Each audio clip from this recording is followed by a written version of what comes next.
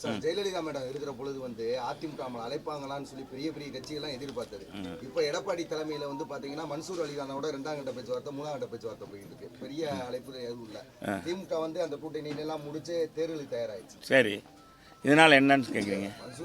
என்னங்க மன்சூர் அலிகான பேசுகிறேன்னு அவர் ஒன்றும் கட்சி யாரும் பேசலைங்க. யார் ஒரு உங்களை கூட நீங்கள் கேட்குற கேள்விக்கு நான் பதில் சொல்கிறேன். இதெல்லாம் தேவையில்லாத கேள்வி கேட்குறீங்க. எங்கள் கட்சியை பற்றி நீங்கள் சொல்லி நீங்கள் எடை போட்டு மன்சூர் அலிகான எடை போட்டு எங்கள் கட்சியை பற்றி எவனும் தெரிஞ்சுக்கிற வேண்டியதில்லை. எங்கள் கட்சி 36 ஆண்டுகள் தமிழகத்தில் ஆட்சி செய்திருக்கோம். நாங்கள் எந்த அளவுக்கு நல்ல நிர்வாகத்தை கொடுத்துருக்கோம். எங்கள் ஆட்சி காலத்தில் இந்த மாதிரி போதைப்பொருள் விதவிதமான போதைப்பொருள் வந்துச்சா? அப்படிப்பட்ட கட்சி இன்றைக்கி 2 கோடிக்கும் மேற்பட்ட தொண்டர்களை பெற்றிருக்க கட்சிக்கு இன்றைக்கி நாங்கள் வந்து கூட்டணியை பேசலை, எங்கள் தலைவர் அம்மாவை ஒவ்வொரு காலகட்டத்திலையும் ஒவ்வொரு நிலைப்பாடு இருக்கும். எங்கள் அம்மா கூட 2011 உங்களுக்கு தெரியும், 1998 நாடாளுமன்ற தேர்தலுக்கு அவங்க கூட்டணி வைங்க கூட பேசினாங்க, பேச்சுவார்த்தை நடத்தினாங்க. அதே மாதிரி 2014 பேச்சுவார்த்தை நடத்தினாங்க. கடைசி கட்டத்தில் தான் வந்தாங்க. இதெல்லாம் ஒரு கட்சியில் எடுக்கிற தேர்தல் காலகட்டத்தில் இருக்கிற நடவடிக்கை. அதையெல்லாம் போயிட்டு இப்படி பேசுனாங்க. அம்மா காலத்தில் இப்படி இருந்துச்சு. அம்மா காலத்தை காட்டிலும் இன்றைக்கி என்னன்னா ஒன்று சொல்ல போனால் இன்றைக்கி தொண்டர்கள் அதிகமாக இருக்கிறாங்க. தொண்டர்கள் பலம் அதிகமாகிருச்சு. இது காரணம் அம்மா தான், தலைவர் தான். ஏன்னா அன்னைக்கு அவங்க வளர்த்த கட்சி இன்றைக்கி குடும்பமாக பெருகிருச்சு. இப்போ சித்தன் அவங்க அப்பா இந்த கட்சியில் கிளை செயலாளராக இருந்தார், வார்டு செயலாளர் இருந்தார். அவர் இந்த கட்சிக்கு வந்துட்டார். அவருடைய துணைவியார் வந்துட்டாங்க, அவங்க மகன் வந்துட்டாங்க. இப்படி தான் இந்த கட்சி பெருக்கமாகிருக்கு. நாங்கள் ஒன்றும் பெரிய இது இல்லை, நாங்கள் உண்மையை மறைக்கலை. எங்கள் கட்சி இன்றைக்கி அதே மாதிரி அம்மா லேப்டாப் கொடுத்தாங்க, ஆனால் எடப்பாடியார் தொடர்ந்து செஞ்சார். மாணவர் செல்வங்க 7.5% கொடுத்தாரு. இதனால் இளைஞர்கள் மத்தியிலும் இளம்பெண்கள் மத்தியிலும் நமக்கான உரிய கட்சி எது என்றால் தளம் எது என்றால் அதிமுக தான், மக்கள் பணியாற்ற அப்படின்னு சேர்றாங்க. அப்போ எங்கள் கட்சி எப்படி நீ சிறுமைப்படுத்தலாம்? இன்றைக்கி இந்திய அளவில் 3வது பெரிய இயக்கம் எதுன்னு கேட்டாலே எங்கள் கட்சி தான்.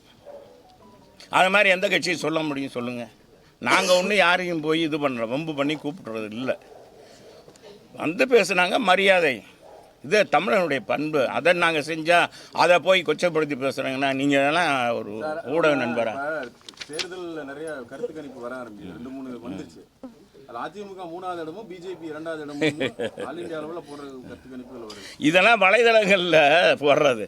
இன்னும் கூட்டணி ஆரம்பிக்கல, தலைமை வைக்கல, இன்னும் தேர்தலே அறிவிக்கலை. இதுக்கு முன்னால் இப்படியெல்லாம் வர்ற கருத்து கணிப்பு என்ன அர்த்தம்? இது சிலரால் போடப்படுறது. இதெல்லாம் வம்பாக போடப்படுறது. அதிமுக சிறும் மக்கள் மத்தியிலேருந்து பிரிச்சோம். இன்றைக்கி மக்கள் பூரா குவிச்சு போயிருக்காங்க. விலைவாசி பக்கம் ஒரு பக்கம் ஏற்றம். 50 ரூபாய்க்கு இருந்த பெட்ரோல் இன்றைக்கி எவ்வளவுங்க? 100 ரூபாய்க்கு மேலே ஆகி போச்சு. 103 ரூபா. 60 ரூபாய்க்கு பெட்ரோல் 2011 விற்றுது. 2011 விற்றுது 60 ரூபாய்க்கு விற்ற டீசல் இன்றைக்கி எவ்வளோ ஆயிடுச்சு? 92 ரூபாய்க்கு மேலே ஆகி போச்சு.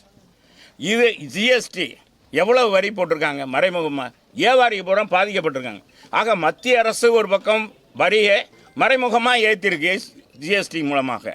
இன்னொரு பக்கம் இந்த தமிழ்நாட்டில் இருக்கிற சிறு குறு வியாபாரிகள் பாதிக்கின்ற வகையில், வணிகர்கள் பாதிக்கின்ற வகையில் மின் கட்டணம், பல்வேறு உபகரணங்கள் இன்றைக்கி விலை அப்படி வந்து ஜிஎஸ்டியும் கூடி போச்சு.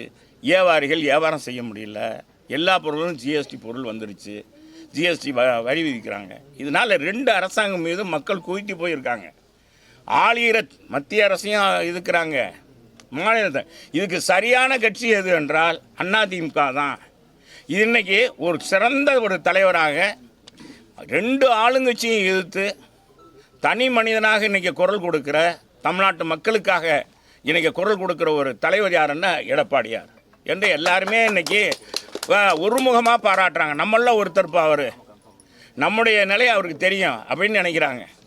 இதை வந்து எப்படியாச்சும் மாற்றலாமான்னு சில பத்திரிகைகளில் சில டிவியில் வந்து கருத்து கணிப்புன்ற முறையில் போடுறாங்க. தேர்தலே இன்னும் அறிவிக்கலை, இன்னும் கூட தேர்தல் ஆணையமே அமைக்கலை, தேர்தல் ஆணையரே அமைக்காமல் அவர் நியமிக்கலை. என்ன சொல்கிறீங்க? என்னங்க? ஆமாங்க. இன்னும் தேர்தல் 2 பேர் போடணும். இன்னும் தேர்தல் ஆணையரே நியமிக்கல, அதுக்குள்ள ஒரு கருத்து கணிப்பா? என்னங்க அது? நாட்டில் இதை காட்டில் ஒரு கொடுவை. எப்படியெல்லாம் மக்களை ஏமாற்றான் மக்கள். தமிழ்நாட்டு மக்கள் ரொம்ப விவரமானவங்க. வச்சு செய்வாங்க. சார் ஆ?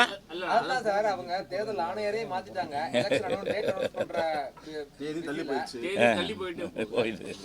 இனி யாரா பிப்ரவரியிலே தேர்தலாக அறிவிச்சிருப்பாங்க.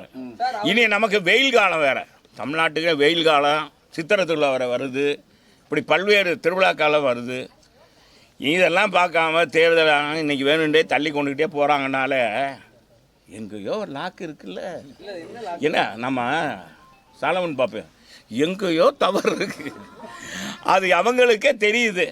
ஆனால் யாருக்கு தெரியுமோ தெரியாது, அவங்க தெரியல. இப்படியாவது சொல்லி ஏதாச்சும் செஞ்சிடலாமான்னு பார்க்குறாங்க. அவ்வளோது எங்களை பொறுத்தளவுக்கு நாங்கள் மக்கள் தான் எஜமானர்கள். நான் அன்றையிலேருந்து எங்கள் தலைவரும் அதுதான் சொன்னார், எங்கள் அம்மாவும் அதுதான் சொன்னார். எனக்கு அவங்க வழியில் கழகத்தை வழிநடத்தான். நான் எடப்பாடியாரும் மக்கள் தான் எஜமானர்கள். மக்கள் என்ன சொல்கிறாங்களோ அதை நாங்கள் செய்வோம். மக்களை நம்புகிறோம், மக்கள் எங்கள் மீது நம்பிக்கை வைத்திருக்கிறார்கள். எனவே நாங்கள் வெற்றி பெறுவோம் என்று 40லையும் வெற்றி பெறுவோம்னு ஆணித்தரமாக சொல்லிட்டார். அப்புறம் என்ன இருக்கு விடுங்க. பாதகம் செய்பவரை கண்டால் நாம் பயங்கொள்ளலாகாது பாப்பா, மோதி மிதித்து விடு பாப்பா, அவர் முகத்தில் உமிழ்ந்து விடு பாப்பா. அண்மை செய்திகளை உடனுக்குடன் தெரிந்து கொள்ள இணைந்திருங்கள் இயம்நாடு தொலைக்காட்சியுடன்.